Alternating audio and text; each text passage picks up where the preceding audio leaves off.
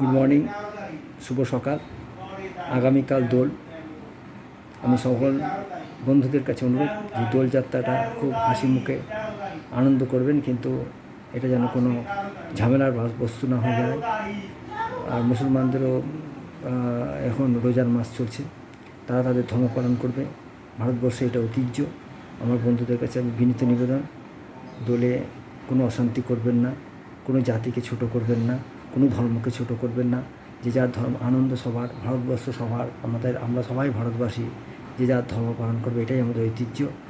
আমি আবার অনুরোধ করছি যে দোল এবং রমজান মাসে যে হিন্দু মুসলিমের যে ঐক্য যেন বজায় থাকে, সবাই যেন হাসি মুখে যে যার ধর্ম পালন করে আনন্দ করে।